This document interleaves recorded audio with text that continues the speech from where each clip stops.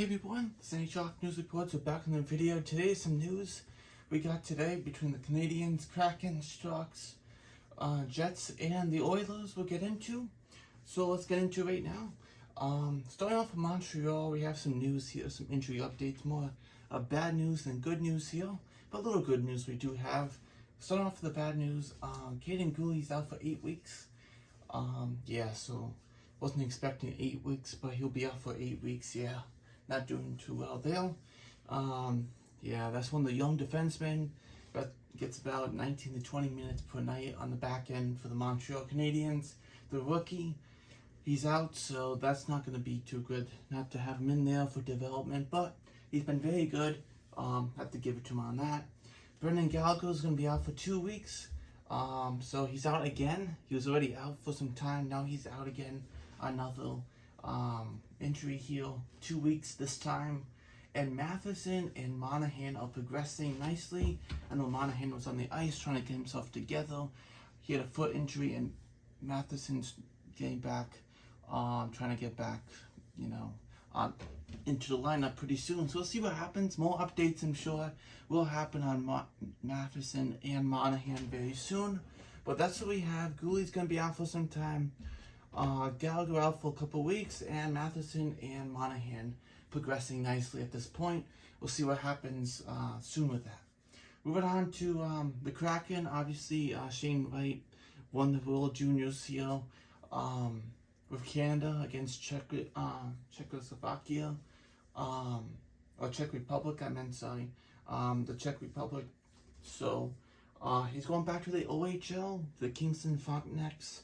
Obviously, he started the season with the Kraken. They scratched him for those 5 games, sent him down to the AHL for the Kraken now.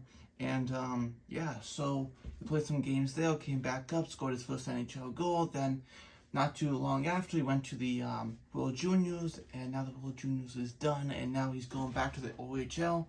I'm assuming after the OHL season, he'll definitely be back for the Kraken.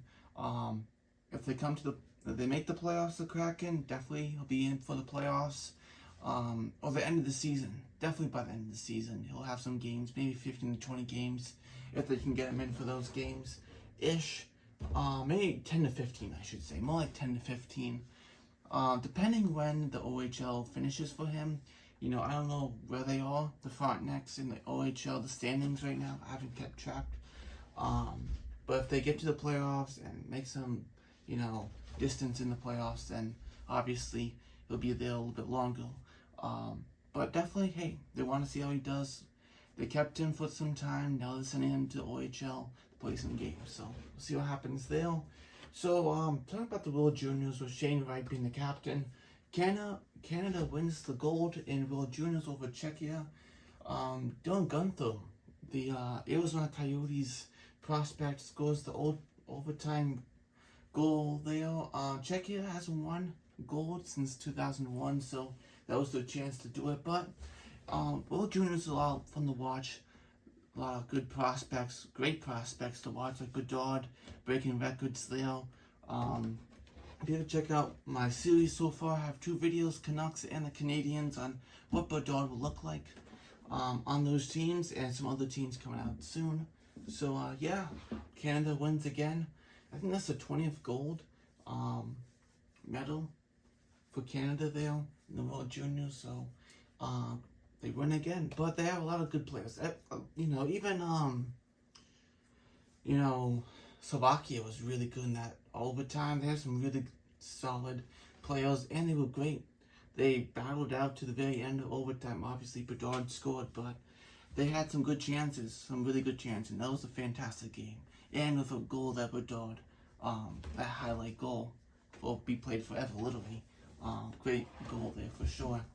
And then we have the Sharks pick up Misan, whatever you say his name, so I haven't heard his name in a long time. He's not much of an NHL player. He's more of an AHL-ish. He's been claimed off waivers, so the Sharks adding something here. But, he'll play in the bottom 6, 4th line-ish if, they want him. Obviously, the Sharks saw something in him they want to try out, and that's fine. Try him out, see how he does. Definitely with the Sharks, the Sharks are a team that I know they don't want to go through rebuild, but they're gonna be forced to go through rebuild. Look at this season. You know, they said, hey, maybe we can make the playoffs. Yeah, right. Look where they are. So there you go.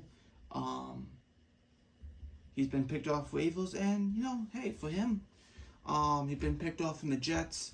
You know, he's 26, and you know, had 5 points. But in the AHL, he had 9 points in 9 games. So, hey, more of an opportunity with the Sharks could be a difference maker for him, for sure. Now, talking about the Jets here, the Jets have a lot of players come back tonight. Blake Wheeler, Nikolai Ehlers, Cole Perfetti are back in the lineup. That is 3 players, so they've been playing well without them, and guess what? They're back in the lineup, so what do you think that's going to do for them? Definitely benefit them, right? Benefit them a lot.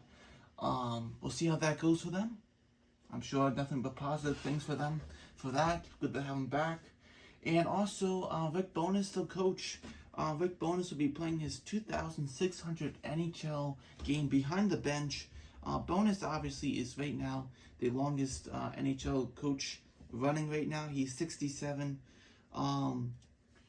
You know, it's a whole video, another whole topic, and talk about his coaching career and when he was not a very good coach at all to, you know, the last couple of teams being not bad between the Stars, you know, and assisting the Lightning as a defensive coach for the Lightning now. So, you know, a very interesting career as a head coach behind the bench. But he has done well at the Jets, changing them from mediocrity from last year to a solid playoff team here like they were in the other years with this core.